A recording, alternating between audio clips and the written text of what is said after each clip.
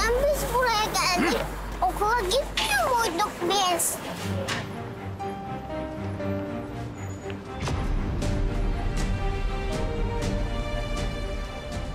Funda. Ay neredesin ya? Evden ancak çıkabildim. Bir de gelmeden evvel şu şerefsiz avukatı uğradım. Şu davaya girmek için benden dünyanın parasını istedi. Ha? Vermedin değil mi? Tabii ki vermedim. Hadi geç kalmayalım, hadi yürü kom. Katsız nasıl olacak bu iş? Ya hakim anlarsa her şeyi? Ben bir yıldır çalışıyorum bu işte. Sen hiç merak etme. Hakimin sorduğu sorulara sadece kısa kısa cevaplar ver yeter. Vallahi işin aslı ortaya çıkarsa ben kendimi hiç yakamam, kusura bakma. Gerçek suçlu bu derim, beni canımla tehdit etti, beni mecbur bıraktı derim, çıkarım ben işin içinden. Artık sen çözersin gerisini. Kalbimi kırıyorsun yalnız, farkında mısın? Ben senin aşkın için nelere katlanıyorum? Ben bunun için mi sevdim seni? İşimizi sağlama alalım diye söylüyorum Alpay. Sevmesem benim burada işim ne?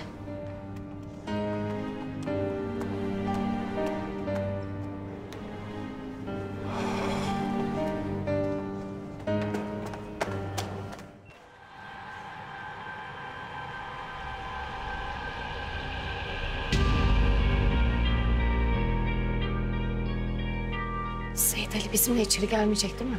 O girerse her şey bozulur biliyorsun. Tabii ki gelmeyecek. Kalabilir o tek başına burada, merak etme.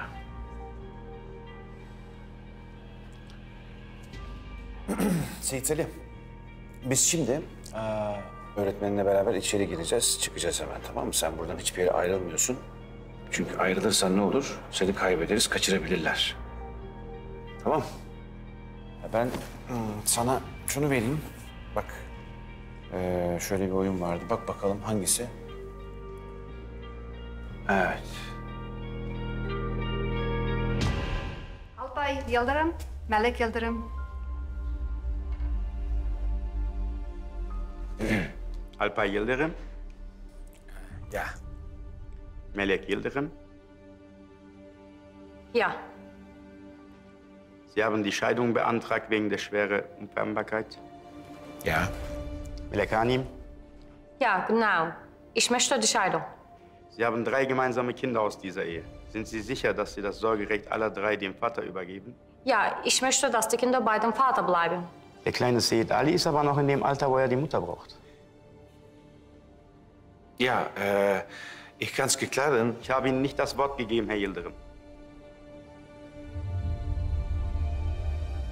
Bitte, Frau Yıldırım, machen Sie weiter mit dem kleinen Seyit Ali.